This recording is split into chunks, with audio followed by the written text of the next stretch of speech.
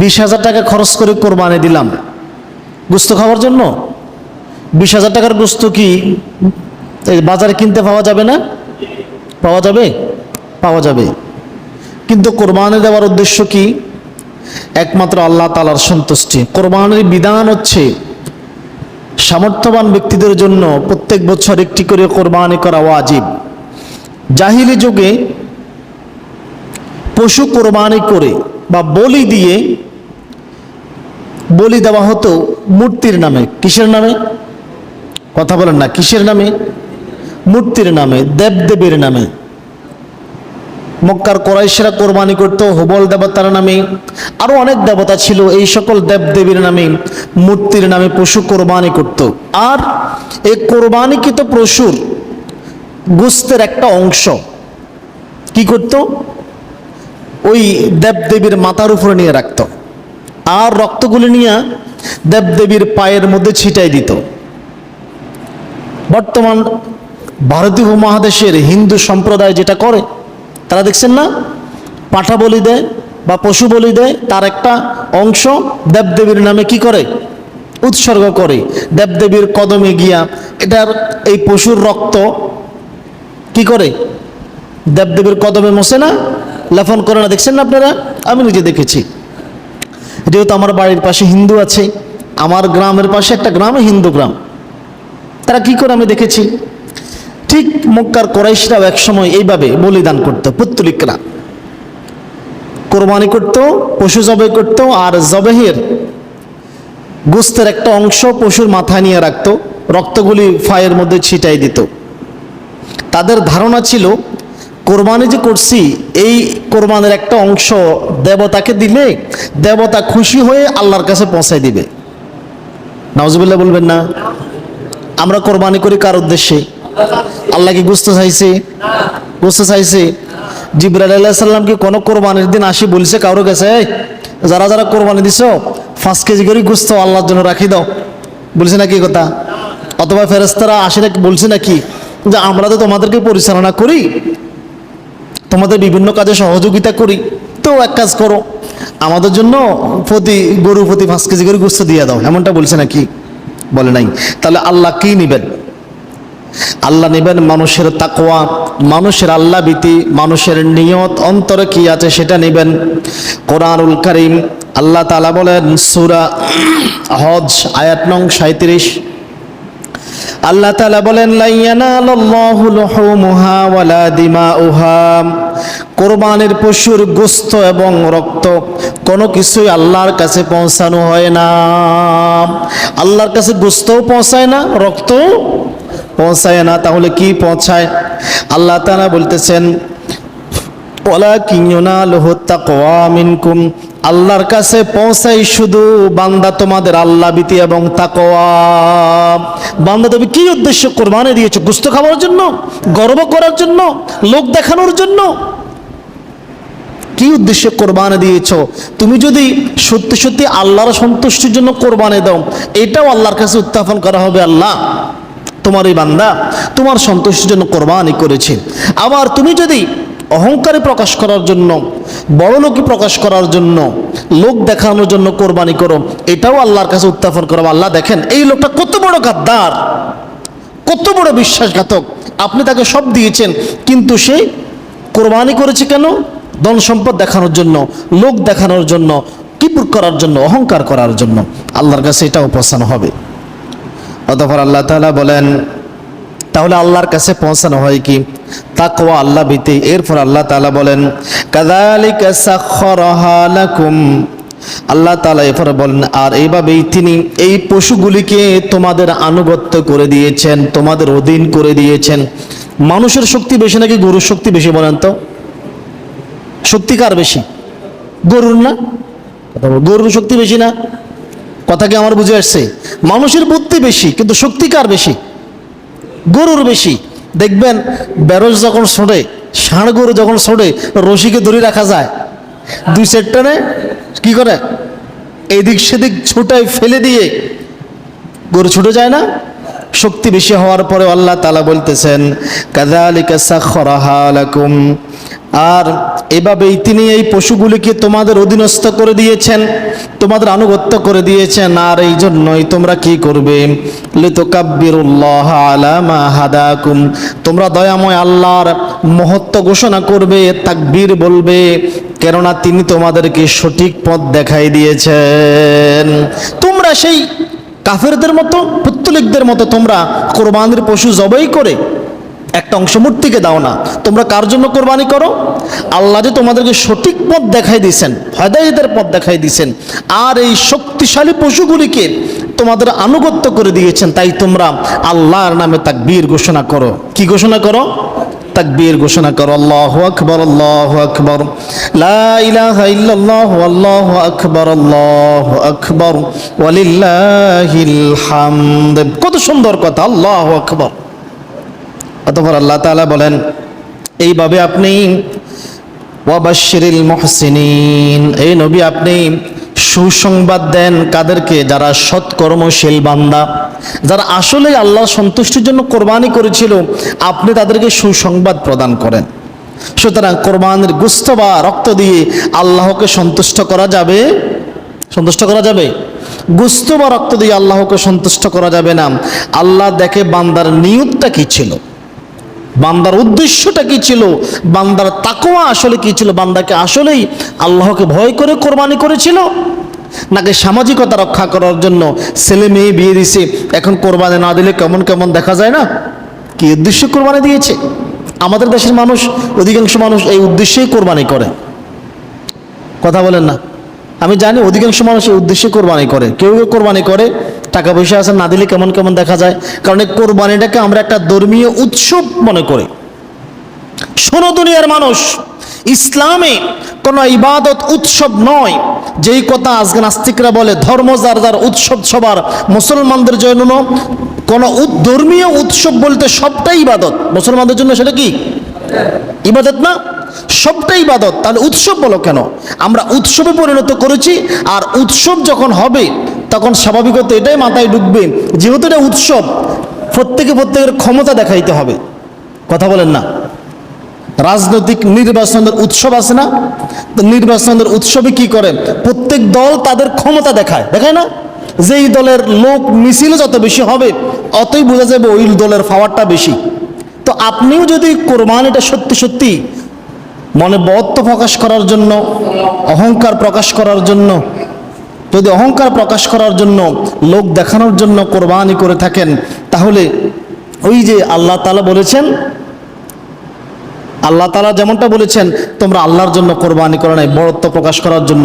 আমাদের দেশের অধিকাংশ মানুষ এখন এই জন্যই কোরবানি করে, হাদিস আছে। অন্য কোনো উদ্দেশ্যে যদি কোরবানি করা হয় আল্লাহ সে কোরবানি কবুল করবেন। আল্লাহ তাআলা নিজে ঘোষণা দিচ্ছেন, সূরা আনআম আয়াত নং 162 এবং 63। আল্লাহ তাআলা বলেন, হে নবী আপনি ঘোষণা করে দেন, কুল ইন্না সালাতি ওয়া নুসুকি ওয়া মাহইয়ায়া ওয়া মামাতি লিল্লাহি রাব্বিল আলামিন। হে নবী আপনি বলুন, আমার সালাত, আমার কোরবানি, আমার জীবন এবং মৃত্যু সব কিছুই জগৎ সমূহের প্রতিপালক দয়াময় আল্লাহর জন্য।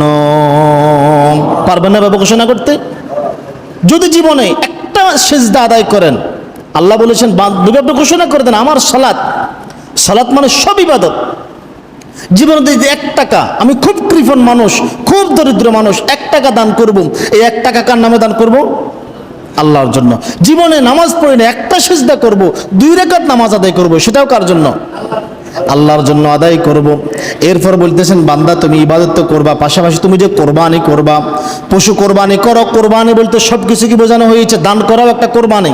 দান করাও কি কোরবানি?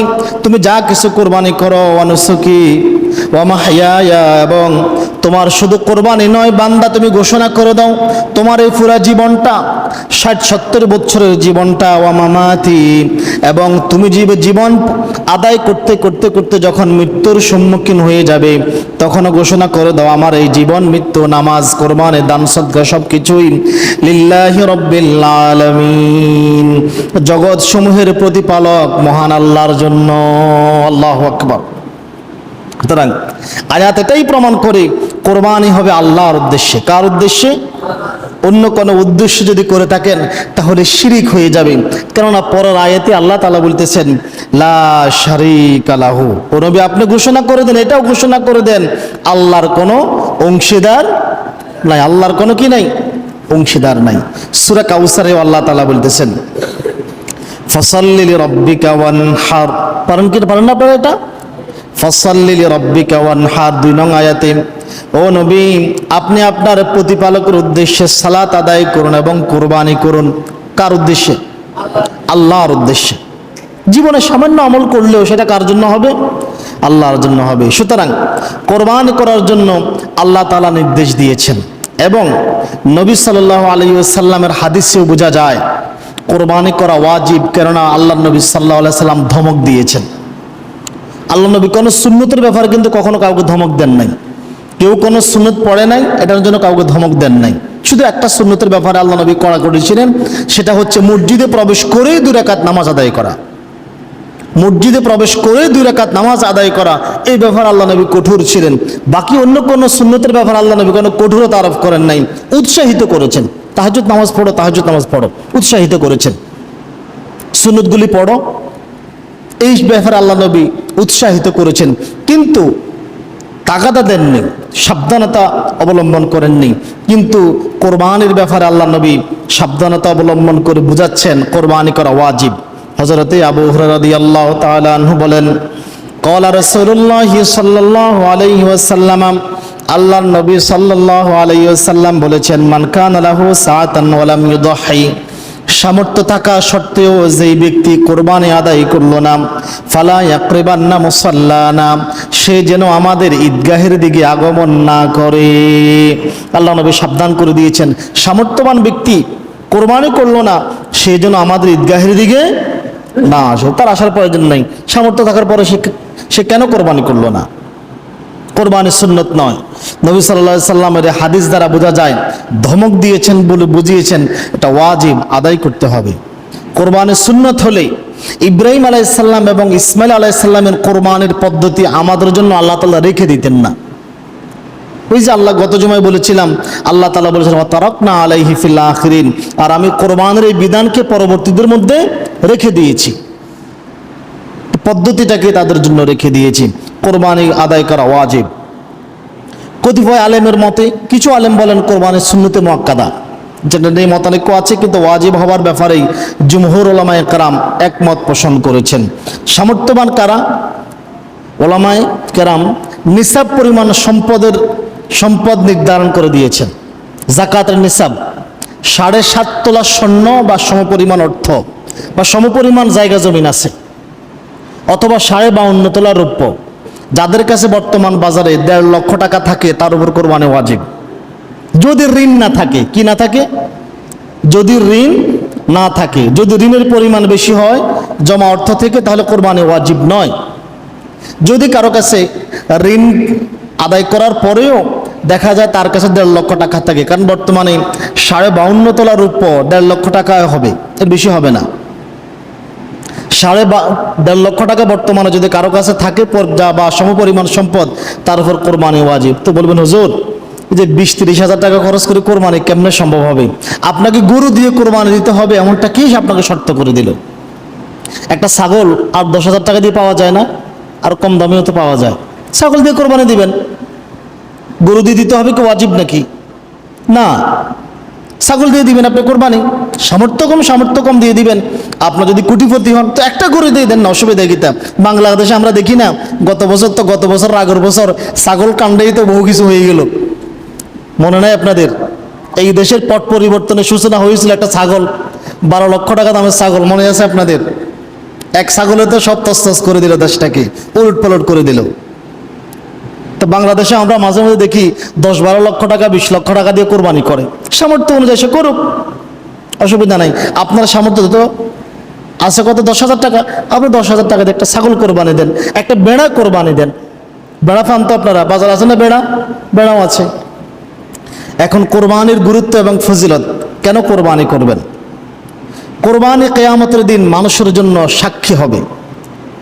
হযরতে আয়েশা সিদ্দিকা রাদিয়াল্লাহু তাআলা আনহা বলেন, নবী সাল্লাল্লাহু আলাইহি ওয়াসাল্লাম বলেছেন, কোরবানির দিন রক্ত প্রবাহিত করার চেয়ে প্রিয় আমল আল্লাহর নিকট আর কিছুই হতে পারে না। এরপর আল্লাহর নবী বলেন, কোরবানি দাতা কিয়ামতের দিন কোরবানির পশুর শিং, কোরবানির পশুর কি শিং, এই জন্য পশু কেনার সময় শিং দেখে কিনবেন। কোরবানির পশুর শিং, কোরবানির পশুর লোমগুলি দেখবেন কোন পশুর গায়ে লোমের পরিমাণ বেশি আছে, পশমের পরিমাণ বেশি আছে। কোরবানির পশুর ওই দিন কোরবানির পশুর পশমগুলি এবং কোরবানির পশুর খুর, পশু কেনার সময় দেখবেন কোরবানির পশুর খুর মোটা তাজা আছে কিনা, হাঁটলে ঠক ঠক করে কিনা, ফিজ রাস্তা হাঁটলে ঠক ঠক করে কিনা দেখে কিনবেন। আল্লাহ নবী বলেন, কোরবানি দাতা কিয়ামতের দিন কোরবানির পশুর শিং, লোম এবং কোরবানির পশুর খুরগুলো নিয়ে আল্লাহর সামনে হাজির হবে। আর আল্লাহকে বলবে, আল্লাহ দেখো আমি তো কোরবানি করেছিলাম, এই যে আমার দলিল আছে, আমার কি আছে দেখো আল্লাহ, আমার দলিল আছে যে আমি কোরবানি করেছিলাম, এই যে দেখো শিং, পশম, খুর নিয়ে এসেছি, এখন এই যে আমি কোরবানি করেছি দলিল তো আছে, তা আমাকে তার বিনিময় দিতে হবে। আর আল্লাহ হচ্ছেন ন্যায় বিচারক। আল্লাহ কি ন্যায় বিচারক। আল্লাহ বান্দার একটা নেকিকে 10 গুণ বৃদ্ধি করবে, কিয়ামতের দিন আরো বাড়িয়ে দিবেন, যাতে আল্লাহ বান্দাকে ক্ষমা করতে পারেন, বান্দা যাতে জান্নাতে যেতে পারেন। আল্লাহু আকবার। অতঃপর আল্লাহর নবী বলেন, অতএব তোমরা আনন্দ মনে কোরবানি করো আর নিজেদের অন্তরকে পবিত্র করো। অর্থাৎ এই কোরবানির পশু রক্ত প্রবাহিত করার সাথে সাথে তোমাদের অন্তরকে, তোমাদের নফসকে জাহিলিয়াত থেকে মুক্ত করো। আর এই জন্যই কোরবানিকে বলা হয় শাআইরুল আযীম। কি বলা হয়? দিনের মহান নিদর্শন। ইসলামের একটা মহান নিদর্শন হচ্ছে কোরবানি। কিভাবে? আল্লাহ তাআলা যে এই যে শক্তিশালী পশুগুলিকে মানুষের আনুগত্য করে দিয়েছেন। দেখেন তো, মানুষ একটা শরীরে গোশত কয় কেজি হয়? 60 কেজি 70 কেজি, ঠিক না? এই 60-70 কেজি মাঝে মধ্যে দেখি ছোট ছোট ছেলেরা, যাদের শরীরের যদি পুরো বডি ওজন করেন 30-35 কেজি হবে, বিশাল আকৃতির একটা গরুকে পিছন থেকে ফিটাই ফিটাই বাড়িতে আনতেছে, দেখছেন না? আল্লাহ যে এইগুলিকে মানুষের আনুগত্য করে দিয়েছেন, মানুষ এবং এই জীবন্ত পশুর ভিতরে আল্লাহ তাআলা মানুষের জন্য রিজিকের ব্যবস্থা করে দিয়েছেন। এটা হচ্ছে আল্লাহ তাআলার দ্বীনের মহান নিদর্শন, শাআইরুল আযীম। আল্লাহ তাআলা বলেন সূরা হজ আয়াত নং 36, আল্লাহ তাআলা বলেন, ওয়াল বুদনা জাআলনাহা লাকুম মিন শাআইরিল্লাহি লাকুম ফিহা খায়র। আর কোরবানির পশুসমূহকে আমি তোমাদের জন্য দ্বীনের মহান নিদর্শন সমূহের অন্তর্ভুক্ত করে দিয়েছি, আর এর মধ্যে তোমাদের জন্য কল্যাণ রেখে দিয়েছি। কি রেখে দিয়েছি? এর ভিতরে তোমাদের জন্য এই যে কোরবানির পশুর ভিতরে তোমাদের জন্য কল্যাণের ব্যবস্থা করে রেখে দিয়েছি। কোরবানি করার কল্যাণ দুনিয়াতে যেমনি আছে, পরকালেও আছে। পরকালে কি কল্যাণ আছে? আপনার এই কোরবানি আল্লাহর কাছে রক্ষিত থাকবে, আল্লাহ এটা সংরক্ষণ করবেন কিয়ামতের দিন আপনার জন্য দলিল এবং সাক্ষী হিসেবে উত্থাপন করার জন্য। রাসূলুল্লাহর হাদিস থেকে জানা যায়, হযরতে আলী ইবনে আবি তালেব রাদিয়াল্লাহু তাআলা আনহু বলেন, আল্লাহর নবী সাল্লাল্লাহু আলাইহি ওয়াসাল্লাম একদা ঘোষণা করে বলেন, ইয়া আইয়ুহান নাস, মানুষদেরকে উদ্দেশ্য করে বলেন, ইয়া আইয়ুহান নাস, হে মানুষগণ, দহু ওয়াহতাসিবু বিদিমাইহা, তোমরা পশু জবাই করো আর রক্ত প্রবাহিত করাকে নেকি মনে করো। তোমরা কোরবানি করো আর কোরবানির পশুর রক্ত প্রবাহিত করাকে নেকি মনে করো। কেননা ফাইন্নাদ-দামা ওয়াইন ওয়াকা ফিল আরদি, যদিও তোমরা দেখো কোরবানির পশুর রক্ত জমিনে পড়ে, কিন্তু শুনে রাখো ফাইন্নাহু ইয়াকাউ ফি হারজিল্লাহি জাল্লা ওয়া আযযা, এই কোরবানির এই পশুর রক্ত এবং কোরবানির পশুকে আল্লাহ তাআলা অবশ্যই তার নিকট রক্ষিত করে রাখে। কিয়ামতের দিন বান্দার জন্য তা উত্থাপন করা হবে। ওফর হাদিসে রয়েছে, আল্লাহ নবী সাল্লাল্লাহু আলাইহি সাল্লাম বলেছেন, এই যে রক্ষা করে রাখছেন, কিয়ামতের দিন এই কোরবানির পশু কোরবানি দাতা এবং জাহান্নামের মাঝে পর্দা হয়ে দাঁড়াবে। সুবহানাল্লাহ বলবেন না? কেমন পর্দা বোঝেন? এটা আমরা এখন সহজে বোঝাতে পারবো আশা করি। যুদ্ধের মাঠে যখন কোনো সৈন্যবাহিনী ফাঁদে পড়ে, তখন সে কি করে? বাঁচার জন্য ঘোড়ার পশুর আড়ালে লুকিয়ে পড়ে। দেখছেন এটা? পশুর আড়ালে লুকিয়ে পড়ে না? আর পশুর আড়ালে যখন লুকিয়ে পড়ে তখন প্রতিপক্ষ তীর মারলে কিন্তু আর পশুকে সহজে তীর মারে না। তার লক্ষ্য কি? পশু হত্যা করে তো আমার লাভ নাই, আমার প্রয়োজন কাকে? শত্রুপক্ষকে, শত্রুকে তীর নিক্ষেপ করব। আর এই জন্য আল্লাহ নবী এই কথাই বলতেছেন, কিয়ামতের দিন জাহান্নামী ফেরেশতারা তাকে খুঁজে পাবে না। কেন খুঁজে পাবে না? সে ওই যে কোরবানির পশুর আড়ালে লুকিয়ে থাকবে। আল্লাহু আকবার। মুজামুল কাবির হাদিস, আল্লাহ নবী সাল্লাল্লাহু আলাইহি ওয়াসাল্লাম বলেন, মান দাহা তাইয়িবাতাম বিহা নাফসাহু মুহতাসিবাল লিআদহিয়াতিহি, যে ব্যক্তি অন্তরে আনন্দ রেখে সওয়াব মনে করে কোরবানি করলো, ওই কোরবানি কিয়ামতের দিন কানাত লাহু হিজাবান মিনান নার, তার মাঝে এবং জাহান্নামের মাঝে অন্তরায় পর্দা হয়ে দাঁড়িয়ে যাবে। আল্লাহু আকবার। কোরবানি করেছেন কিয়ামতের দিনে কোরবানির পশু, আপনার মাঝে আর জাহান্নামের মাঝে পর্দা হয়ে দাঁড়িয়ে যাবে। অর্থাৎ জাহান্নামী ফেরেশতারা আপনাকে দেখতেই পাবে না। আল্লাহু আকবার। এখন আসেন কেমন পশু দিয়ে কোরবানি করব, কোরবানির পশু কেমন হওয়া উচিত? কোরবানির পশুকে কোরআনুল কারীমের ভাষায় বলা হয়েছে বাহিমাতুল আনআম। কি বলেছেন? বাহিমাতুল আনআম। আল্লাহ তাআলা বলেন সূরা হজ আয়াত নং 34, ওয়ালিকুল্লি উম্মাতিন জাআলনা মানসাকাল লিয়াযকুরু ইসমাল্লাহি আলা মা রাযাকাহুম মিন বাহিমাতিল আনআম। প্রত্যেক জাতির জন্য আমি কোরবানির বিধান রেখেছিলাম যাতে তারা জবে করার সময় আল্লাহর নাম স্মরণ করতে পারে। কার নাম? আল্লাহর নাম স্মরণ করতে পারে। এবং এই বিধান আমি এই জন্যই দিয়েছি যে চতুষ্পদ গবাদি পশুর ভিতরে আমি তাদের জন্য রিজিক নির্ধারণ করে দিয়েছি। আল্লাহু আকবার। পৃথিবীর সবচাইতে দামি খাবার হচ্ছে গোশত, গোশত না? সুস্বাদু খাবার হচ্ছে কি? গোশত না? আল্লাহ তাআলা এটাই বলতেছেন তাদের জন্য উত্তম রিজিকের ব্যবস্থা করে দিয়েছি। কোরবানি অবশ্যই 3 প্রকার পশু দ্বারা করতে হবে। কয় প্রকার পশু? এই 3 প্রকার পশুর বাহিরে পাখি দ্বারা বা অন্য কোনো পশু দ্বারা বা অর্থ দান করে যদি কেউ কোরবানি করার নিয়ত করে তাহলে তার কোরবানি হবে না। কেউ ছাগল কোরবানি না দিয়ে উট ফাঁকি কোরবানি দিলে হবে? কথা বলো, উট ফাঁকি কোরবানি দিলে হবে? কাল্লা। কেউ পশু কোরবানি না করে কোরবানির পুরো অর্থটা কোথাও দান করে দিলে হবে? কেউ গরু, কোরবানির পশু 3 প্রকার, কি? উট, গরু, ছাগল। বেড়া, দুম্বা ছাগলের অন্তর্ভুক্ত। বেড়া, দুম্বা ছাগলের অন্তর্ভুক্ত। এখন কেউ গরু করলো না, ওটো করলো না, ছাগলও করলো না, চিন্তা করলো না কোরবানি যেহেতু করবোই আল্লাহ রাস্তায়, বড় ছোট একটা পশু কোরবানি করি। বড় দেখে একটা হাতি নিয়ে আসলো আর হাতি কোরবানি করলো, হবে সেটা? হবে? কোরবানি 3 প্রকার পশু দ্বারাই করতে হবে। রক্ত প্রবাহিত করার হিসাবে উট কোরবানি করাই উত্তম, কিন্তু সুন্নাহ মোতাবেক, সুন্নার দিক থেকে হিসাব করলে ছাগল দ্বারা কোরবানি করা উত্তম। কি বললেন? গজব করে দিলেন আপনি। এতদিন পর্যন্ত গরু নিয়ে ফাঁসাফাঁসি করলাম আর আপনি ছাগলের কথা বলতেছেন। জি, ছাগল দ্বারা কোরবানি করা উত্তম। কেননা একটা ছাগল আপনি একটা পরিবারের পক্ষ থেকে দিবেন, এখানে কারো কোনো নিয়তের কোনো প্রশ্ন আসে না। এক গরুতে আপনারা 5 জন 6 জন শরীকে দিলেন, দিতে পারেন, ইসলাম এটাকে হারাম করে নাই, জায়েজ করেছে। কিন্তু এই যে আল্লাহ বলেছেন একটা প্রাণ কোরবানি দেওয়ার জন্য, কি কোরবানি দেওয়ার জন্য? এখন এই যে 5 জনে মিলে একটা পশু কোরবানি করলেন, তাহলে প্রাণটা কার ভাগে গেল বলেন? প্রাণটা কার ভাগে পড়ল? আর যদি কোনো শরীকদারের অর্থে হারাম থাকে, তার নিয়ত যদি গড়বড় থাকে, অবস্থাটা কি হতে পারে? আর আপনি একটা পরিবারের পক্ষ থেকে একটা ছাগল দিয়ে কোরবানি করলেন, আপনার পুরো পরিবার, আপনার একটাই নিয়ত আমি আল্লাহর সন্তুষ্টির জন্য দিলাম।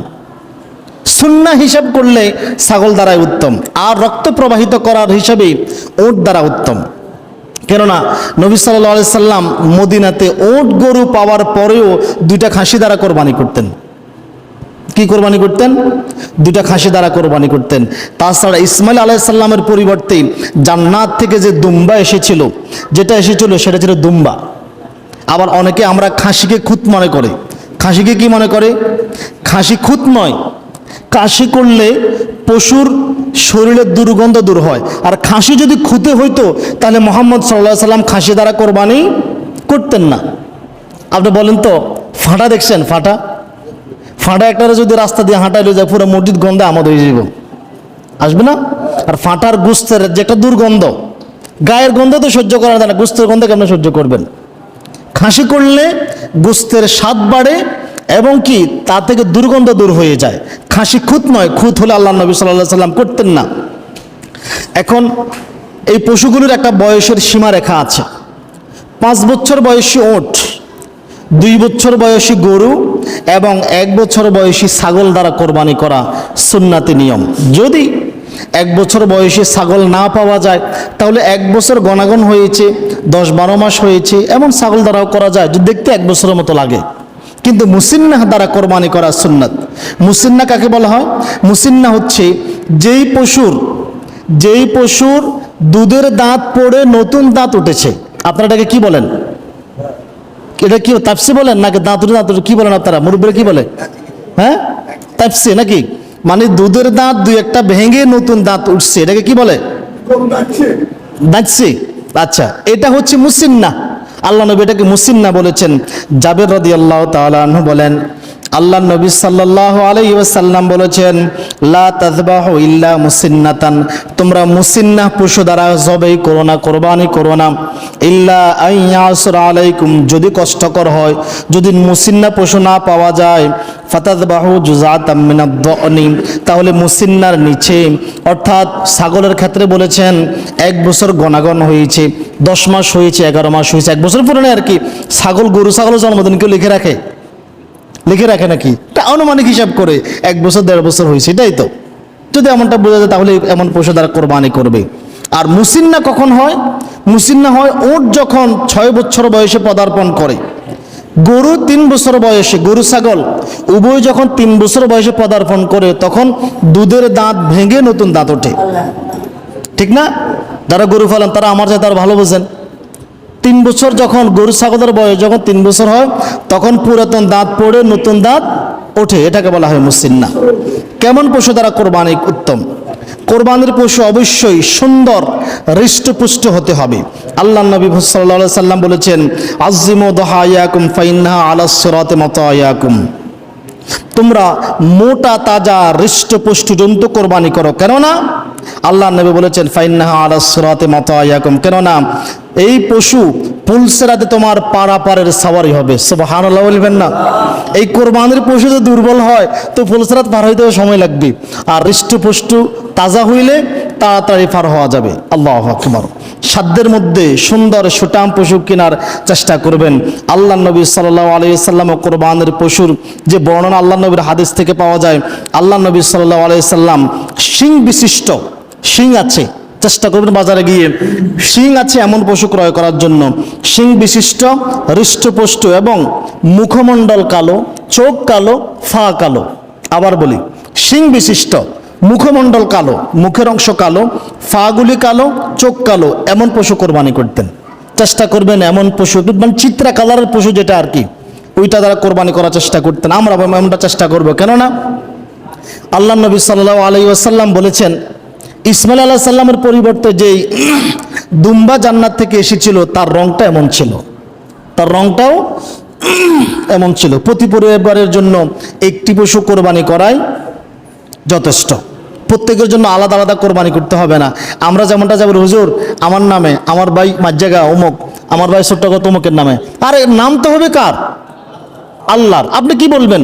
আপনার নিয়তের কারণে আপনি নিজেও বরবাদ, পরিবারটাও বরবাদ। বলবেন যে হুজুর আপনি যদি জবাই করতে পারেন আলহামদুলিল্লাহ আপনি করেন, যদি করতে না পারেন তাহলে বলবেন যে হুজুর আমি অমুক, আমার এবং আমার পরিবারের পক্ষ থেকে। তাহলে আপনার পরিবারের পক্ষ থেকে বললে আপনার স্ত্রী, আপনার পিতামাতা, ছোট ছোট যে মাসুম বাচ্চাগুলি আছে সবাই নেকির ভাগীদার হয়ে যাবে। নিয়ত করতে আমরা ওই আমল করি কিন্তু বুঝি না, স্বার্থপর, নিজে নিজে নেকি সব নিতে চাই, সবাইকে ভাগ দেন না, এভাবে করবেন। এখন কোরবানির জন্য কিছু পশু আছে নিষিদ্ধ, সংক্ষেপে বলে দিচ্ছি। বারা ইবনে আযিব রাদিয়াল্লাহু তাআলা আনহু বলেন, আল্লাহ নবী সাল্লাল্লাহু আলাইহি সাল্লাম 4 প্রকার পশু দ্বারা কোরবানি করতে নিষেধ করেছেন। 1, অন্ধ, যার অন্ধত্ব সুস্পষ্ট বোঝা যায়। 2, রুগ্ন, যার রোগ সুস্পষ্ট। 3, পঙ্গু, যার পঙ্গুত্ব স্পষ্ট। এরপরে কৃষকায় দুর্বল, এক অত্যন্ত দুর্বল, এমন 4 প্রকার পশু দ্বারা। ওলামায়ে কেরাম তার বিস্তারিত ব্যাখ্যায় বলেছেন কোন কোন পশু দ্বারা কোরবানি হবে না, নিষিদ্ধ। উভয় শিং অথবা একটা শিংয়ের অর্ধেক ভাঙা, উভয় শিং ভাঙা অথবা একটা শিংয়ের অর্ধেক ভাঙা বা কাটা এমন পশু দ্বারা কোরবানি হবে না। এরপরে অন্ধ বা কানা পশু, যার অন্ধত্ব সুস্পষ্ট বা কানা সুস্পষ্ট এমন পশু দ্বারা, যেই পশু খুঁড়িয়ে খুঁড়িয়ে চলে, হাঁটার সময় খুঁড়িয়ে খুঁড়িয়ে হাঁটে এমন পশু দ্বারা, কোনো পশুর কানের অর্ধেক যদি কাটা থাকে এমন পশু দ্বারা, এরপরে কোনো পশুর লেজের অধিকাংশই যদি কাটা থাকে এমন পশু দ্বারা, অথবা এমন কোনো খুঁত আছে যেই খুঁতের কারণে পশুর মূল্য কমে যায়। যেমন একটা পশু যেই পরিমাণ শরীরে গুস্ত আছে এটা মনে করেন 1.5 লক্ষ টাকা যাইতো, কিন্তু এমন একটা খুঁত আছে চামড়ার উপরে বা শরীরে, যেই খুঁতের কারণে এটার মূল্য 1 লক্ষ টাকায় বা 20,000 টাকা নেমে গেছে এমন পশু দ্বারা। কিন্তু পশু ক্রয় করার পর যদি নতুন করে কোনো খুঁত দেখা দেয়, এই পশু দ্বারা কোরবানি করা যাবে, অসুবিধা হবে না।